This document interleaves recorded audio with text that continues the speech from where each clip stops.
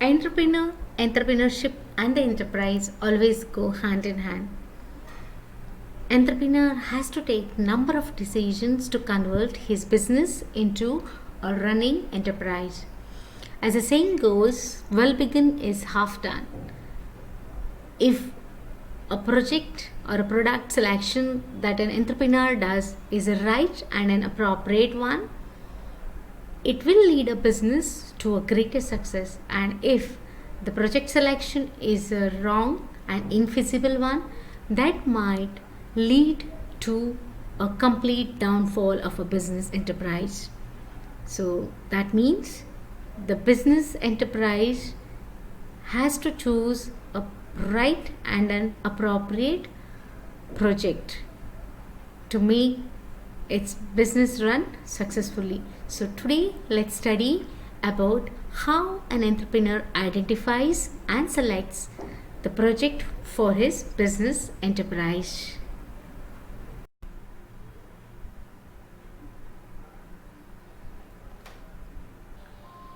Project development and implementation.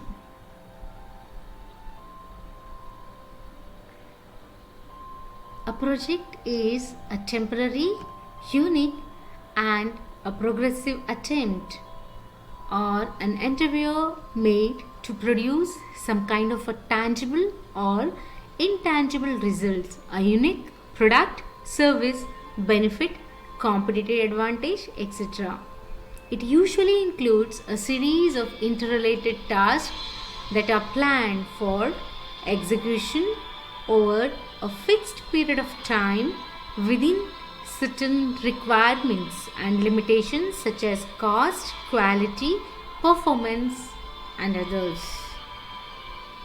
An example of few projects are developing a new product or service, constructing a building or a facility, renovating the kitchen, designing a new transportation vehicle, acquiring a new or modified data system, organizing a meeting, implementing a new business process.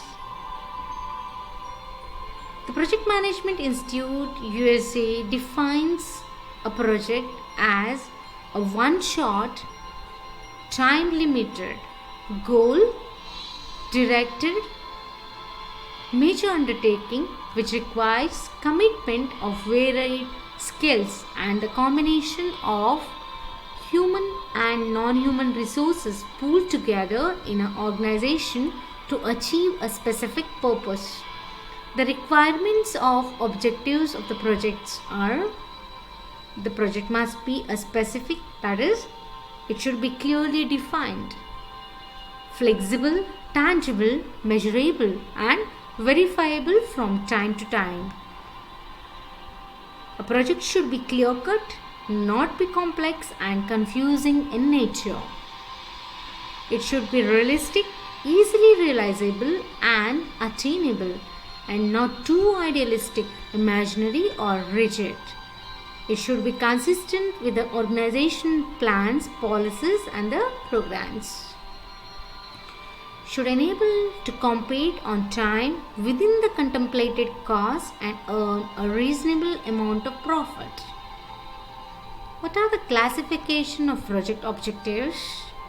The project objectives are classified as retentive objectives, the acquisitive objectives, economical objectives, and social objectives, as well as specific objectives which aim at achieving the specified results within the specified time limit.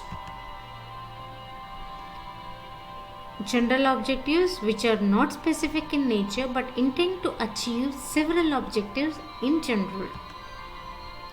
The project classification is based on quantifiable basis and the sectoral basis. There are, on a quantifiable basis, quantifiable projects like power generation, mineral, industrial development, etc., and the non-quantifiable projects such as health, education, defense, where a quantitative assessment is not possible. Sectoral basis, the projects are classified into agriculture, irrigation, industry, mineral sector, transport and the communication sector, social service sector, miscellaneous sector. Project classification based on the techno-economic basis, factory intensity based ones, causation oriented one, and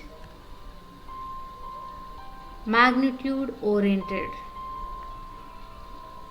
which is based on amount of investment classified as a large scale, medium scale or a small scale projects. The project classification based on the financial institutions, profit based project classification and service based project classification. New project, expansion project, modernization project and the diversification projects are profit based. Welfare, service, research and development and educational projects are service based projects. The project identification means it is concerned with the collection, compilation and the analysis of economic data for the eventual purpose of locating possible opportunities for investment and also concerned with the development of the characteristics of such opportunities. According to Peter Drucker, there are three kinds of opportunities. They are additive opportunities, which enables decision maker to effectively utilize existing resources without in any way involving a change in the character of the business. Complementary opportunities, which involve introduction of a new ideas and therefore lead to certain amount of changes in the existing structure. Breakthrough opportunities, which involve fundamental changes in both structure and the character of the business. The various constraints in the project identifications in the internal constraints and the external constraints.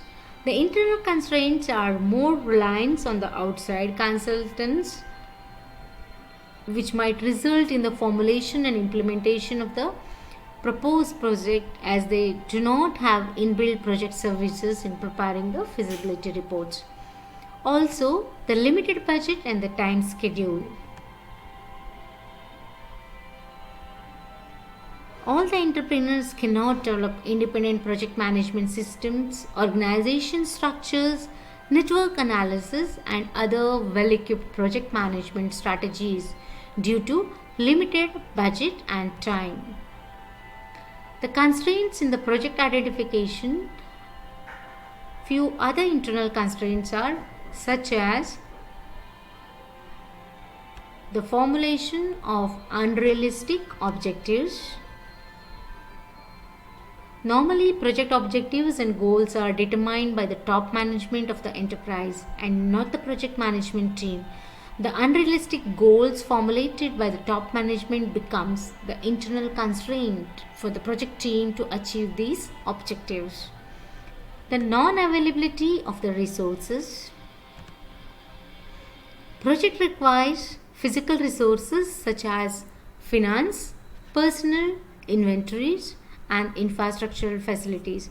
Non-physical resources required are the patents, unique experience, and skills. If the resources are not available at a time of need and in the quantity needed, it can cause greater internal constraint for the project implementation.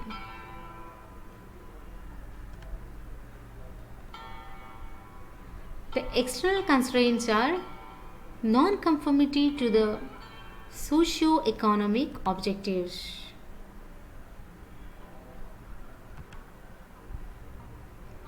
the government policies and regulations, and cumulative procedures of the financial institutions.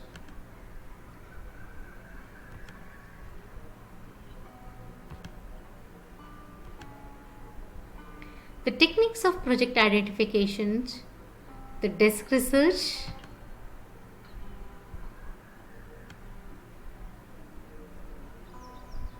which implies collection and the use of information from the published source such as journals, magazines, reports, etc. Data and the product identification may be obtained from industrial potential surveys, lead bank reports, literature on industries within the country and abroad, import-export statistics. The techno-economic survey is the other technique of project identification, which is very important technique.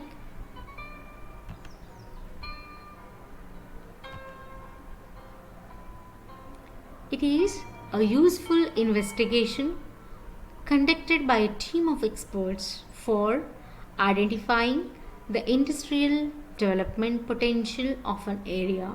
Usually, central and the state government agencies commission such projects. They provide useful information related to the infrastructural facilities such as power, water supply, road, railways, postal and the communication.